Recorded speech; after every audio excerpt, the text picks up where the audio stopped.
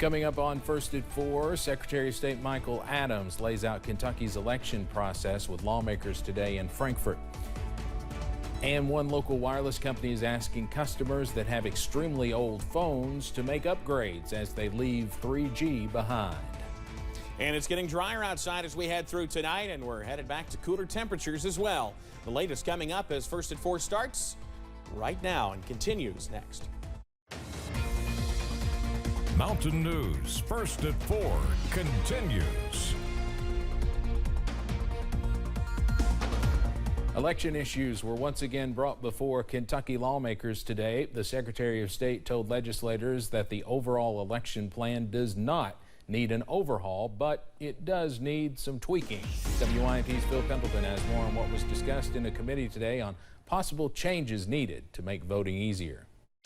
This is very similar to what an interim legislative panel heard about a month ago before the session started about long lines, long waits in some precincts and some voting centers and other problems in some counties, and what legislation may be needed to fix those issues. And I think what we saw was an absolute abomination. Representative Jason Nemes represents Oldham County and says Election Day was a nightmare for some. People having trouble parking, elderly folks having to cross a dangerous road, then waiting in a line that stretched around a school to vote. There's also the question if voting centers are the right move or if everyone needs a traditional precinct.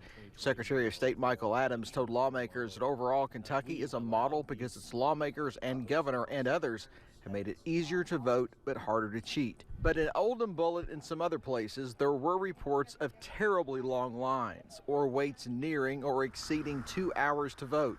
Adams says more legislation may be needed. What I asked them for today specifically is to increase the number of voting locations. And there are some tools that they have to do that.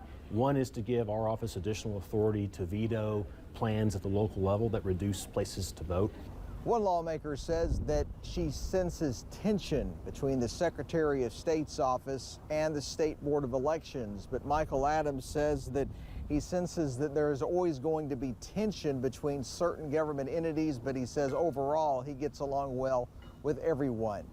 In Frankfort, Phil Pendleton, now back to you. The Secretary of State says he believes the General Assembly has done a great job working in a bipartisan fashion to make sure the election process is a smooth one. Appalachian Wireless is making the final push towards ending its 3G services, asking customers to act now. Last year, the company announced plans to transition out of 3G, and that process is expected to conclude this month. The new upgrade means trouble for old phones, so representatives are reminding customers they need to confirm their 4G and above capability as soon as possible.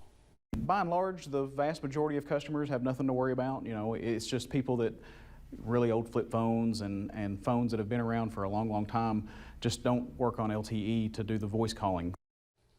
The changes will make those really older phones basically inoperable and will also cut off emergency calls.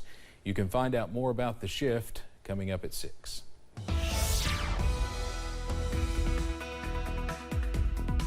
Sunshine continues throughout much of the region this afternoon. At least if you're not completely sunny yet, you will be shortly here before the sun sets because we've got high pressure building into the mountains here tonight. A look outside from a beautifully sunny Mountain Parkway at Slade, if I can speak. 62, the current reading there. Traffic moving well on the Mountain Parkway. We're cloudless from Buffalo Mountain in southern Perry County. 63 warm degrees and breezy conditions as well. You see most of us in the low to mid 50s at this hour, even a few upper 50s. Manchester's at 67, Harlan, Jacksboro at 66. So the warm air continues. Winds out of the west between 10 and 20 miles per hour, keeping at least some milder weather in place now. But as we get that cooler air out to the west, it'll start filtering in and really dropping those temperatures as we head toward tonight. You see the last couple of showers pushing out of Logan and Mingo counties in West Virginia, Buchanan County in Virginia, and we are A-OK with completely dry skies in place for tonight. Upper 30s, partly to mostly clear skies in place with calm winds as well. Details, though, on when we see a few showers try to return to the forecast in a few minutes. Steve? Evan, thank you. Throughout the holiday season, many of us are inspired to give back to local outreach organizations and shelters, but for some local facilities, staff members are asking that the season of giving extend beyond the holidays.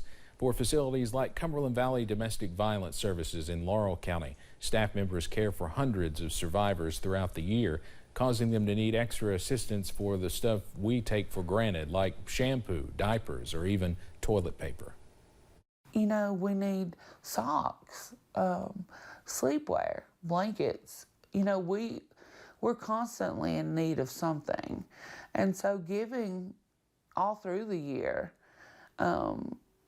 is very much appreciated, not just on the holidays.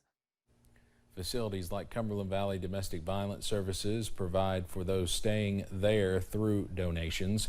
In a few weeks, the facility will be partnering with local businesses to host a shop and share event where people have the chance to purchase and donate items that the shelter needs while shopping for themselves.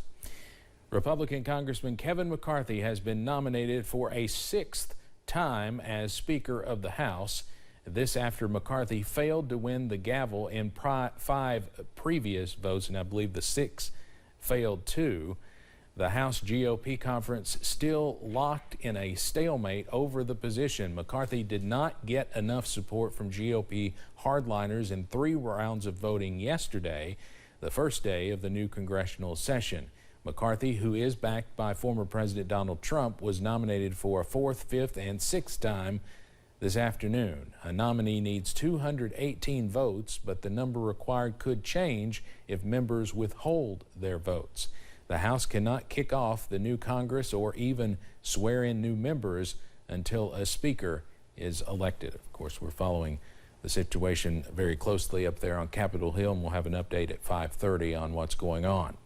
Well, while Buffalo Bills safety Damar Hamlin remains in the ICU at the University of Cincinnati Medical Center, fans and well-wishers across the nation are praying for his recovery and showing their support in many ways. CBS's Bradley Blackburn reports. The family of Damar Hamlin tells CBS News the Buffalo Bills safety remains on a ventilator, but there's been some improvement since he collapsed on the field in Cincinnati Monday night. Bengals head coach Zach Taylor addressed the media Wednesday. Certainly we're pulling for Damar, hoping for the most positive outlook, and looking forward to him seeing all the support that he's getting from his team, his community, people around the league, his family. Taylor praised all the first responders who rushed onto the field. They were on it. They were composed. I was really impressed and thankful for the work they'd put in to be ready for moments like that, and the way they handled it, I think, was important for everybody to see. Amen. Amen. Outside the hospital in Cincinnati, fans gathered for a vigil last night. We are at 8:55. This is the time we saw that hit on the field. At this moment, I'd like everybody to take a moment of silence. Bring healing and restoration. And there were more prayers in Buffalo. A player comes to Buffalo, they're not just playing here, they are community and they're our family. At Niagara Falls, both the Canadian and U.S. sides were lit up in the team's colors in honor of Hamlin, while houses in the western New York region are also going blue and red to show support. And the Bills' rivals, the New England Patriots, paid tribute too, lighting up their Jumbotron to an empty stadium with the message, Patriots Nation stands with Damar Hamlin. Bradley Blackburn, CBS News, New York. The NFL has united around Hamlin as all 32 teams have posted Pray for Damar on their Twitter pages.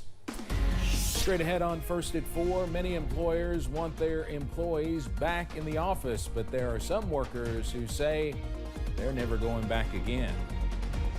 And done with showers for now, but not completely as we head through the next 7 days. Those details in a few.